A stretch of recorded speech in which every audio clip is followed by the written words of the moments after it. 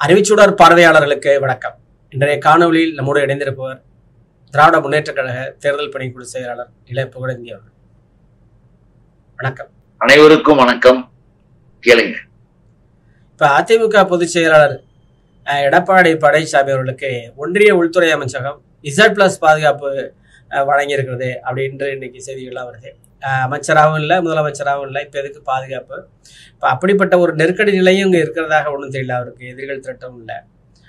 இந்த நிலை, இந்த பாதுகாப்பு எதற்காக அவருக்கு ஒன்றிய அரசு வழங்குறாங்க? கூட்டணியில் இருக்கக்கூடிய கட்சியினுடைய தலைவர் என்பதாக என்ன உங்களுடைய பார்வை? ஒன்றிய அரசு, பாஜக அரசு எதை செய்தாலும் அதன் உள்ளே ஒரு உள்நோக்கமும் இருக்கும், கடுமையான சுயநலம் இருக்கும். அந்த சுயநலத்தின் அடிப்படையில் தான் எல்லா ஸ்டெப்பும் செய்யுது. மக்களை பற்றியோ, நாட்டை பற்றியோ, நாட்டின் எதிர்காலம் வளர்ச்சியை பற்றி என்னைக்குமே கவலைப்பட மாட்டாங்க. இப்ப இந்த Z பிரிவு பாதுகாப்பு என்பது என்ன? தீவிரவாதிகளால் இன்னும் பல்வேறு நிலைகளில் தாக்குதலுக்கு ஆளாகக்கூடிய வாய்ப்புகள் உண்டு, அவருடைய உயிருக்கு ரொம்ப ஆபத்து, நம்ம பாதுகாப்பு தரணும் அப்படின்னு ஒரு அரசு முடிவெடுத்தால் அவங்களுக்கு Z பிரிவு பாதுகாப்பு தர்றது தான் அதனுடைய அர்த்தம். அப்படி Z பிரிவு பாதுகாப்பு தரக்கூடிய அளவுக்கு மிஸ்டர் எடப்பாடி தனியா ஒரு இடத்துக்கு போனாருன்னா அவங்க கட்சிக்கார்ட்ட சொல்லாம போனா அடையாளம் கூட தெரியாது. அந்த அளவுக்கு பிரபலமானவர். அந்த எடப்பாடிக்கு இப்ப Z பிரிவுனா எவ்வளவு செலவு, அதனுடைய நோக்கம் என்ன?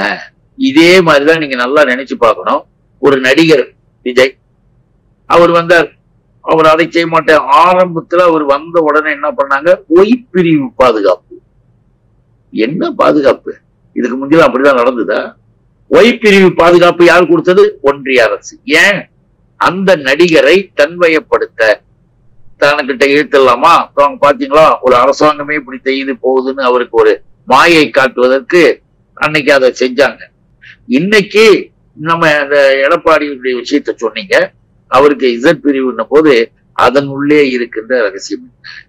எடப்பாடியும் தங்களை விட்டு போயிடக்கூடாது, எடப்பாடியே தன் கையிலேயே வச்சுக்கணும். நீ எங்க போனாலும் எங்க பேசினாலும் எங்களுக்கு செய்தி வந்துடும் அப்படின்ற அளவுல அந்த எடப்பாடியை கொண்டாந்து போட்டதற்கும் ஒரு அடிப்படையாக ஒரு சுயநல நோக்கம் இருக்கின்றது நம்ம தெளிவா புரிஞ்சுக்க முடியும். இன்னைக்கு எடப்பாடிய விடக்கூடாது, விட்டா அதுவும் கைட்டின்னு ஓடிடும், இதுவும் கைட்டின்னு ஓடிடும், எல்லாம் வேற மாதிரி பேசுறானுங்க ஒவ்வொருத்தனும்னு ஒரு சந்தேகம். அதுக்காக இதை போட்டு வச்சிருக்காங்களே தவிர வேற அர்த்தமும் கிடையாது, அது அவசியமும் கிடையாது. இதை நாம புரிந்து கொள்ள வேண்டும். இந்த Z பாதுகாப்பை எதுக்கு தன்னுடைய சுயநலத்தோடு பயன்படுத்துகிறாருன்னு சொன்ன தெரியுங்களா? இவருக்கு கொடுக்கிறாரு, இப்ப அவருக்கு கொடுக்கிறாருன்னும் போது உண்மையிலேயே பாதுகாப்பு கொடுக்கப்பட வேண்டியவர்களுக்கு கொடுக்கிறியா? இது நம்ம கேள்வி. அடுத்ததாக, ஏற்கனவே கொடுத்து கொண்டிருந்த அவர்களுக்கு ஏன் எடுத்த? யார் தெரியுமா? ராகுல் காந்திக்கும் திருமதி சோனியா காந்தி அம்மையார் அவர்களுக்கும் Z பிரிவு பாதுகாப்பு என்பது தேவையான ஒன்று, உலகமே ஒத்துக்கும்.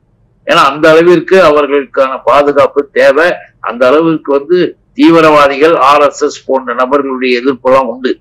அவங்களுக்கு கொடுத்த Z பிரிவு பாதுகாப்பை எடுத்தது மோடி. எடுத்துட்டு அவங்களெல்லாம் ஒரு பெரிய ஆளாம் எடப்பாடிக்கு கொடுத்திருக்காங்க. இந்த அரசியல் சித்து விளையாட்டு தெரியுதா? எதை செய்தாலும் அரசியல், அதுதான் நரேந்திர மோடி. அதை புரிஞ்சுக்கிறதுக்கு தான் இது ஒரு வாய்ப்பு. இந்த அஜித்குமார் கொலை வழக்குல இப்ப உயர்நீதிமன்றம் அவர்களுடைய உத்தரவின் பேர்ல மாவட்ட நீதிபதி விசாரிச்சுக்கிட்டு இருக்காரு. இப்ப எல்லாரோடையும் விசாரிச்சுக்கிட்டு இருக்காங்க. அந்த சம்பந்தப்பட்ட காவலர்கள் தான் தற்காலிக பணி நீக்கம் செய்யப்பட்டிருக்காங்க. DSP தற்காலிக பணி நீக்கம் செய்யப்பட்டுறாரு. தொடர்ந்து விசாரணை நடத்திக்கிட்டு வர்றாங்க. இப்ப இன்னைக்கு அந்த DSP விசாரணை பண்ணியிருக்காங்க. இந்த வழக்கு எப்படி சென்று கொண்டிருக்கிறது? இந்த வழக்குல தமிழ்நாடு அரசை குற்றம் சாட்டுவதற்கு ஏதாவது முகாந்திரம் இருக்குமா என்று கேட்டவர்களுடைய வாயெல்லாம் அடைத்து அமைச்சர் பெரிய கருப்பன் அவர்களை அனுப்பி அவர்களுக்கு வாழ்வாதாரத்துக்கு இழப்பீடாக அவர்களுக்கு வீட்டுமனை பட்டா வழங்கினாங்க. திராவிட முன்னேற்ற கழகம் சார்பில் இழப்பீடு கொடுத்தாங்க. அந்த இறந்து போன அந்த அஜித்குமாருடைய தம்பிக்கு அரசு வேலைவாய்ப்பு, ஆவியன் நிறுவனத்தில் காரைக்குடியில் ஒரு வேலைவாய்ப்பு கொடுத்து அந்த நியமன ஆணையும் அமைச்சர் பெரிய கருப்பன் அவர்கள் வழங்கியிருக்காங்க.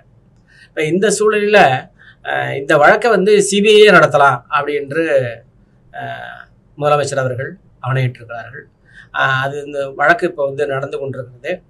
மாவட்ட நீதிபதி அவர்கள் விசாரணை நடத்திட்டு இருக்காங்க. அதற்கு பிற்பாடு உயர்நீதிமன்றம் அந்த தகுந்த முடிவுகளை எடுக்கும் தெரியும். இந்த வழக்கு தொடர்பான உங்களது பார்வை. முதலில் இறந்து போன அஜித் குமார் அவருடைய குடும்பம், அவருடைய இல்லம், இறந்து போனவர் குடும்பத்தை உடனடியாக தொடர்பு கொண்ட முதலமைச்சர் இதுவரைக்கும் நம்ம பார்த்திருக்கவே முடியாது. ஏராளமான கொலைகள் கொள்ளைகள் எங்க பார்த்தாலும் நடக்கும். முதலமைச்சர் ஏதாவது பேட்டி கொடுத்துட்டு அறிக்கை கொடுத்துட்டு போய்கிட்டே இருப்பாரு. இதெல்லாம் தான் நாட்டுல நடந்தது. மணிப்பூர்ல சுத்தமா திரும்பி கூட பார்க்கல.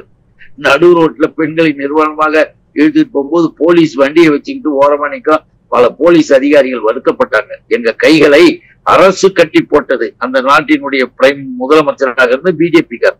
இப்படி அந்த மக்களுக்குள் மோதலை உருவாக்க ஒரு அசிங்கமான அரசியல் செய்தது பிஜேபி. அது ஒரு பக்கம்.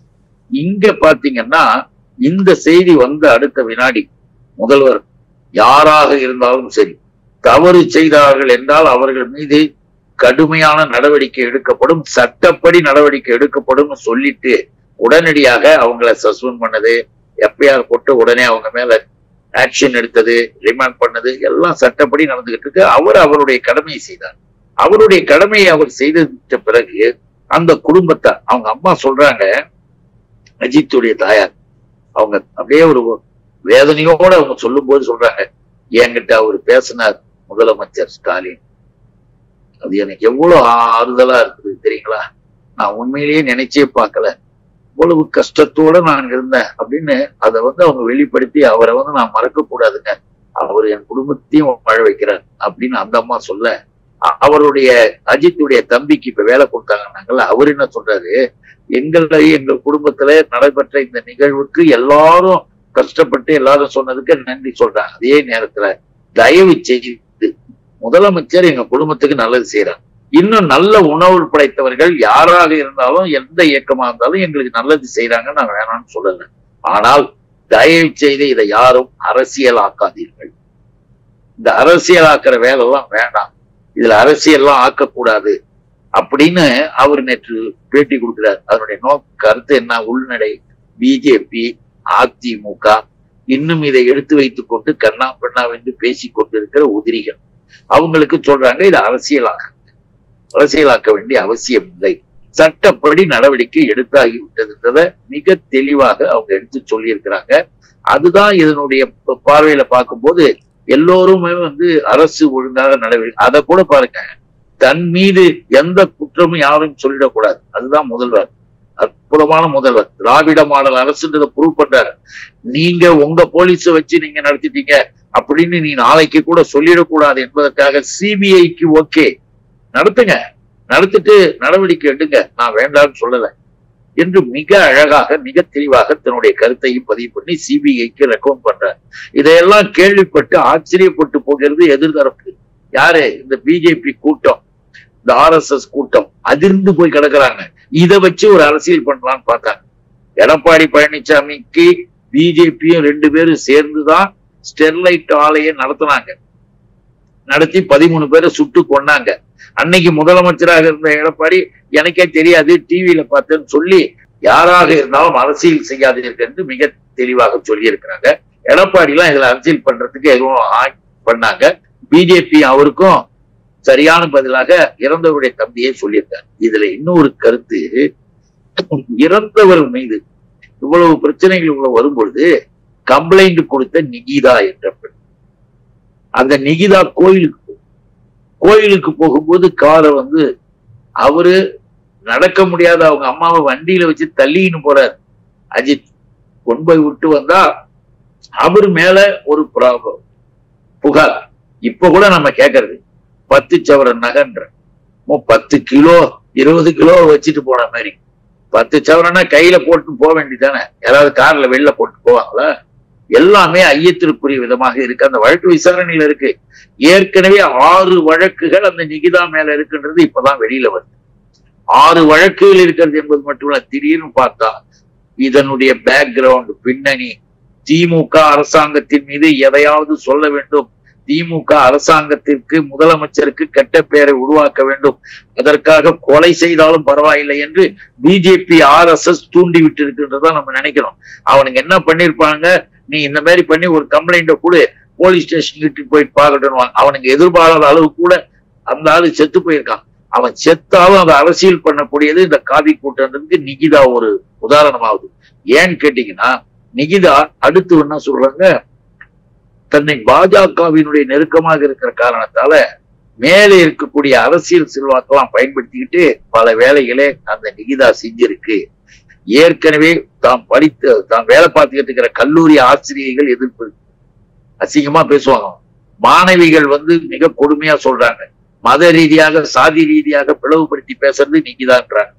அதற்கு அடுத்ததாக பார்த்தா தன்னுடைய வலைதளத்துல தேவையே இல்லாமல் திமுகவை எதிர்த்து கடுமையாக எழுதுவது, மூட நம்பிக்கைகளை வளர்ப்பதற்காக அறிவியல் ரீதியான கருத்துக்களை ஒரு பேராசிரியர் காலேஜில் இருக்கக்கூடிய டீச்சராக இருக்கக்கூடிய அந்த அம்மா ஒரு ஆசிரியை சொல்லுது பாருங்க, மூட நம்பிக்கைகள் என்று சொல்வதெல்லாம் மூலத்தனமானது, அதெல்லாம் மூட நம்பிக்கை இல்லை அப்படின்னு அறிவியல் ரீதியாக கருத்து சொல்லுகிறார்கள் என்று பெரியார், தந்தை பெரியார், அறிஞர் அண்ணா, முத்தமிழறிஞர் கலைஞர், திமுக, இன்றைய திராவிட மாடல் அரசு, நம்முடைய முதலமைச்சர் எங்க தலைவர் அண்ணன் தளபதி அவர்களை எல்லாம் சுட்டி காட்டுகின்ற விதமாக அந்த வலைதளத்துல கருத்தை போட்டிருக்கு நிகிதா. அப்பதான் நமக்கு சந்தேகம் வந்தது. அடுத்தது பாத்தீங்கன்னா இன்னொரு வார்த்தை எழுது பாருங்க, இதை எல்லாரும் தயவு செய்து எல்லாரும் தெரிஞ்சுக்கணுன்றதுக்காக சொல்றேன், தெளிவாக சொல்லுது, கோவிலுக்குள் மட்டும் இந்துவாக போகாதே, கோவிலுக்குள் மட்டும் இந்துவாக போகாதே, வாக்குச்சாவடிக்குள்ளும் இந்துவாக போ. யார் போடுறது? நிகிதா. புரியுது இல்ல? அப்போ திட்டம் போட்டு நீங்க நவுத்திக்கிட்டு பாவம் அந்த குடும்பத்தையே நாசமாக்கியது பிஜேபி RSS. அந்த குடும்பத்தை வாழ வைப்பது முதலமைச்சர் திராவிட மாடல் அரசு. அதைத்தான் நம்ம இந்த இது மூலியமாக நடைபெற்று இருக்கிற ஒரு நிலைப்பாட்டின் மூலமாக தெளிவாக புரிந்து கொள்ள முடியுது. உண்மையான நிலையை நாம் எடுத்து சொல்லியிருக்கோம். உங்களது நேரத்துக்கு மிக்க நன்றி. அனைவருக்கும் நன்றி, வணக்கம்.